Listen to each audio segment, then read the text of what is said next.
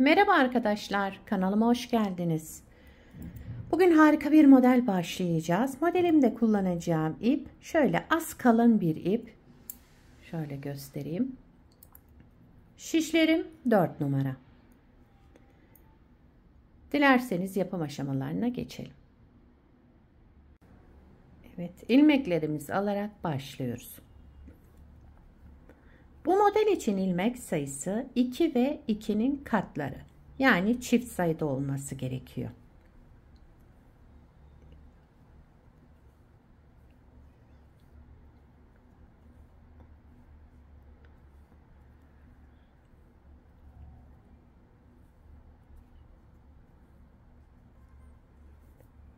Evet.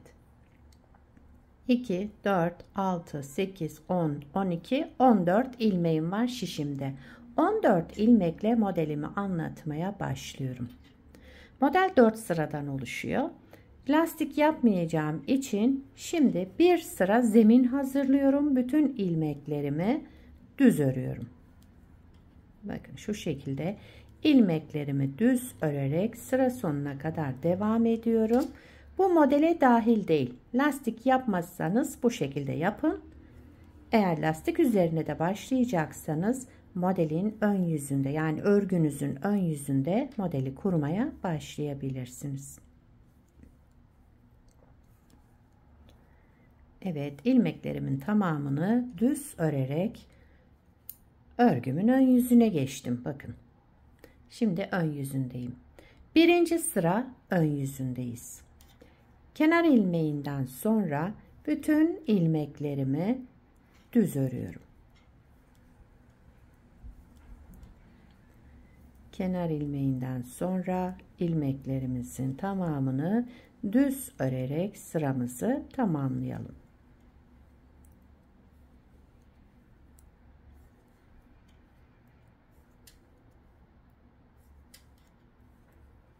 Evet.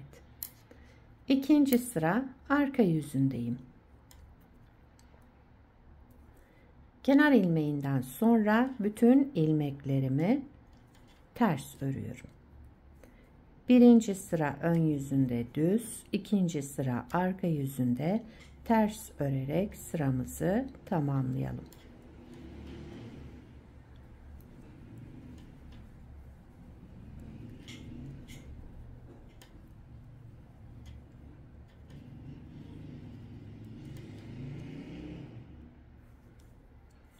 Evet, ikinci sırayı da tamamladım. Üçüncü sıra ön yüzüne geçtim. Üçüncü sıra ön yüzünde kenar ilmeğinden sonra ilmeklerimi 2 alacağım. Bakın, 2 ilmeğimi bir aldım, düz ördüm, tek ilmek çıkardım. 2 ilmeğimi bir aldım, düz ördüm, tek ilmek çıkardım. Yani burada ilmeklerimizi 2 alarak düz örüyoruz. Kesiyoruz yani, bakın 2 ilmeği kestim, düz örerek tek ilmeğe düşürdüm. Sıra sonuna kadar ilmeklerimizi 2 alarak düz örelim. Son 2 ilmeğimi de topladım, düz ördüm. Daha sonra kenar ilmeğimi düz ördüm. Üçüncü sıra ön yüzünde yapacağım işlem bu. Dördüncü sıra arka yüzündeyim. Kenar ilmeğinden sonra sıradaki ilmeğimi düz örüyorum. Bakın, bir ilmek düz ördüm. Daha sonra şu 2 ilmeğin arasında bakın şöyle bir ilmek aldım. Sol şişime taktım. Bunu düz ördüm. Sıradaki ilmeğim düz. Yani hepsini düz örüyoruz ama 2 ilmeğin arasından şöyle bakın, ortadaki boşluktan ki ipimi alarak burada bir ilmek oluşturuyorum. Onu da düz örüyorum. Bir sonrakini de düz ördüm. Yine buradan aldım. Bakın, ilmeğimin önünden hemen aldım ve düz ördüm. Sıradaki ilmeğimi düz. Bir sonra yine ilmeğimin hemen bir önündeki boşluktan bir ilmek aldım. Şu şekilde düz ördüm. Dördüncü sıramızı da Böyle tamamlayalım. Evet. Son ilmeğimi de ördükten sonra kenar ilmeği örmeden buradan bir ilmek çıkartıyorum. Bakın. Kenar ilmeğinden önce bir ilmek çıkardım. Şişime taktım. Ve ilmeğimi düz ördüm. Daha sonra kenar ilmeğimi ördüm. Bunlara dikkat edelim arkadaşlar. Bunlar modelde püf noktası. Sıra başında bakın. Aradan ilmek çıkarmadan sıradaki ilmeğimi düz örmüştüm. Daha sonra ortadan, yani şu aradan bir ilmek çıkardım. Sıra sonunda da ilmeğimi ördükten sonra aradan bir ilmek çıkardım. Daha sonra kenar ilmeğimi ördüm. Bunu yapmazsanız ilmek sayınız eksilir. Modeli bir kez kurduk. Bakın model böyle devam ediyor. İsterseniz bir kez daha kuralım. Modelin birinci sıra ön yüzündeyim. Şurada birinci sırada ne yaptıysam aynısını yaparak devam edeceğim. Birinci sıra ön yüzündeyiz. Kenar ilmeğinden sonra bütün ilmeklerimi düz örüyorum.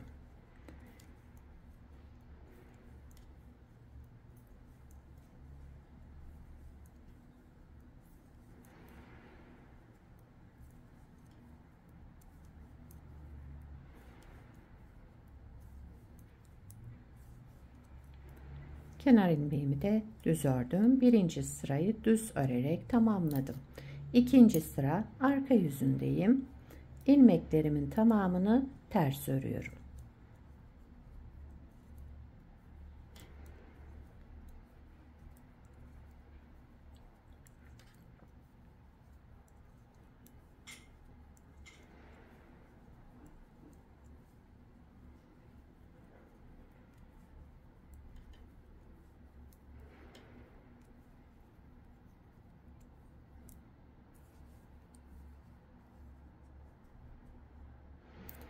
Üçüncü sıra ön yüzüne geçtim. Kenar ilmeğinden sonra ilmeklerimizi ikili ikili alıyoruz. Bakın 2 ilmeğimi aldım, düz ördüm. Kestim sola doğru. 2 ilmeğimi aldım, düz ördüm. Tek ilmeğe düşürdüm, sola doğru kesmiş oldum. Bütün ilmeklerimizi böyle ikili ikili alarak düz örelim.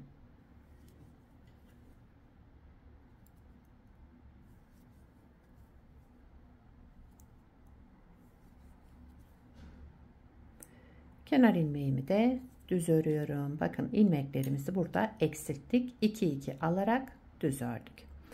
Dördüncü sıra arka yüzüne geçtim. Tekrar burada artırma yapacağız. Onu da bakın bu şekilde yapıyoruz. Kenar ilmeğinden sonraki ilmeğim, bakın ters olan ilmeğimi düz ördüm. Bir ilmek düz ördüm. Daha sonra bu ortadan bakın. Sıradaki ilmeğimin önünden hemen şöyle şu ipimi aldım, sol şişime geçirdim ve düz ördüm. Burada bir artırmayı yapmış olduk. Sıradaki ilmeğim düz. Bir önden bakın, sıradaki ilmeğimin bir önünden şöyle bir ilmek aldım, düz ördüm. Daha sonra sıradaki ilmeğimi de düz örüyorum. Bu şekilde devam ediyoruz. Dördüncü sıra arka yüzündeyim.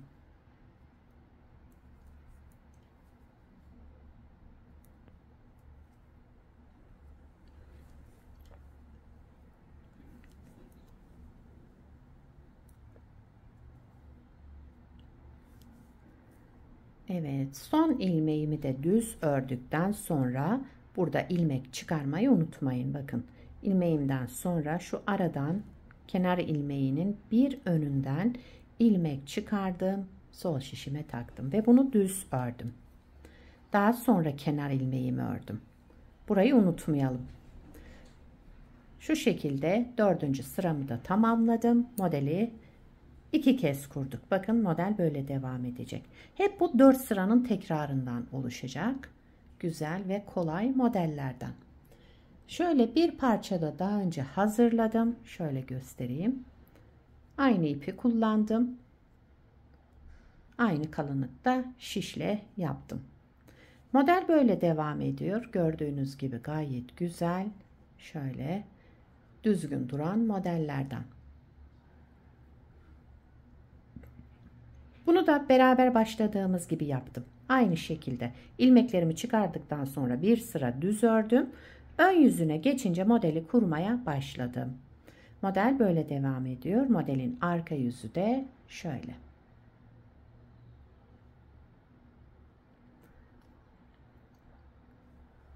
Kabarık kabarık duran güzel şöyle çıtı pıtı modellerden. Bu modeli yetişkin örgülerinde, çocuk örgülerinde, özellikle bebek örgülerinde kullanabilirsiniz. Gayet güzel ve yapımı kolay. Sizler de nelerde kullanacaksınız bu modeli? Onları yorumlarda belirtirseniz sevinirim. Yapacak olanlara kolay gelsin. Bir sonraki videoda görüşmek üzere. Hoşça kalın.